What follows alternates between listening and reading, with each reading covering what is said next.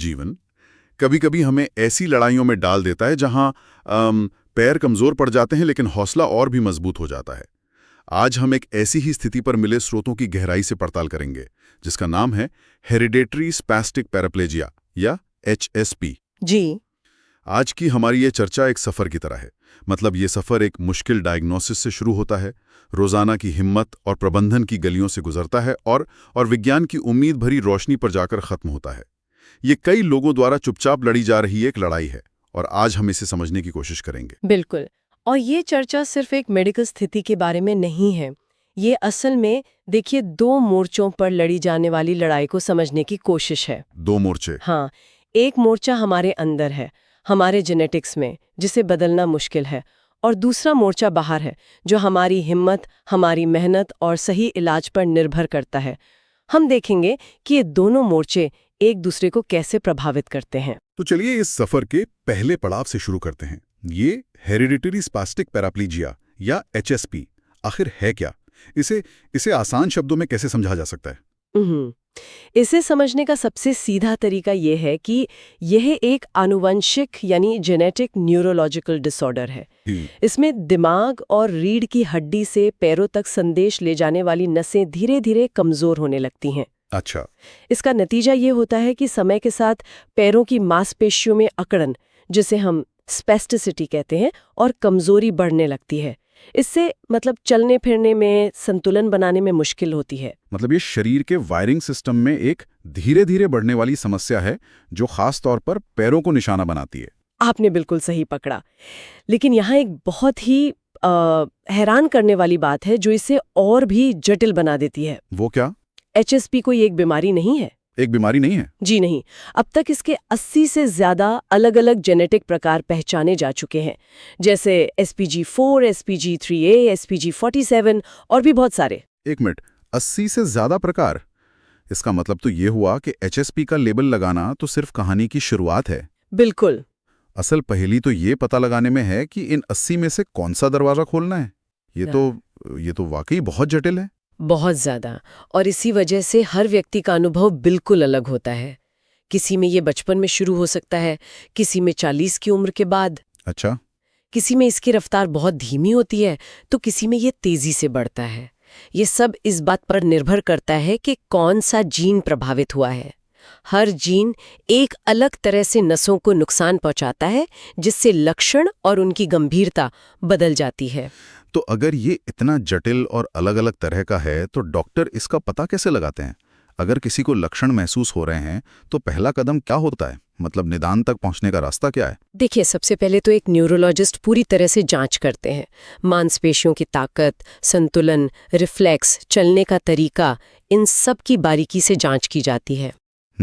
लेकिन अक्सर शुरुआती लक्षण दूसरी बीमारियों से मिलते जुलते होते हैं। अच्छा, तो मतलब पहली चुनौती तो यही है कि इसे किसी और चीज से अलग कैसे किया जाए। यहीं पर शायद MRI जैसे टेस्ट काम आते होंगे। बिल्कुल। दूसरा कदम यही होता है, MRI या EMG जैसे टेस्ट किए जाते हैं ताकि ये पक्का किया जा सके कि इन लक्षणों की वजह कोई और बीमारी तो नहीं है, जैसे मल्टीपल स्क्लेरोसिस या रीढ़ की हड्डी की कोई और समस्या।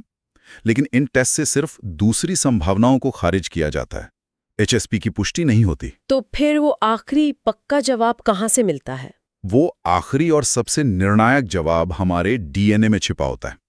इसके लिए जेनेटिक टेस्टिंग की जाती है, जिसे HSP जीन पैनल कहते हैं। Genetic testing? जी, ये ब्लड टेस्ट ही है जो साफ तौर पर बताता है कि HSP है या नहीं, और अगर है तो इन 80 से ज्यादा प्रकारों में से कौन सा है।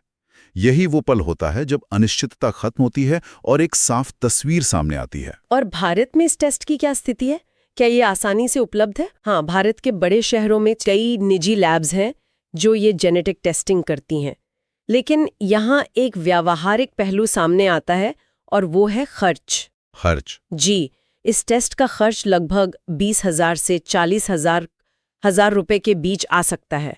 ये खर्च इस बात पर निर्भर करता है कि कितने जीन्स का पैनल टेस्ट किया जा रहा है। ये जानकारी उन परिवारों के लिए बहुत जरूरी है जो इस प्रक्रिया से गुजर रहे हैं, क्योंकि ये अपने आप में एक बड़ी चुनौती हो सकती है।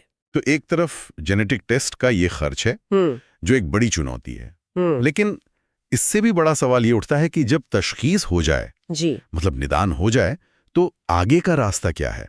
क्या विज्ञान के पास इसका कोई पक्का जवाब है, कोई इलाज है? इस सवाल का जवाब बहुत सीधा और ईमानदार है। फिलहाल इस आनुवांशिक स्थिति का कोई पूर्ण इलाज नहीं है। ये सुनना शायद किसी के लिए भी मुश्किल हो सकता है। ये एक बहुत भारी बात है, कोई इलाज नहीं है।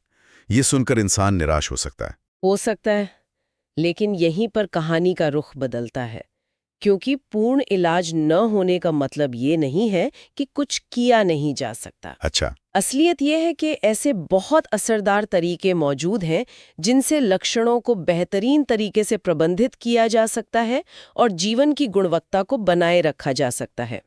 यहाँ लड़ाई मिटाने की नहीं, संभालने की है, और इस लड़ाई को जीता जा सकता है। ये एक बहुत ज़रूरी नज़रिया है। इलाज नहीं है एक पूर्ण विराम जैसा लगता है, लेकिन इसे संभाला जा सकता है। ये सुनना एक नया अध्याय शुरू करने जैसा है। बिल्कुल। ये एक फैसले को एक कार्य योजना में बदल देता है। तो इस सशक्तिकरण के लिए हमारे पास क्या-क्या औजार हैं? इस प्रबंधन के तरकश में कई तीर हैं। सबसे पहला और आम तरीका है दवाएं। मांसपेशियों की अकड़न और जकड़न को कम करने के लिए बैक्लोफेन, टिजानेबिन और क्लोनाजाम जैसी दवाएं दी जाती हैं।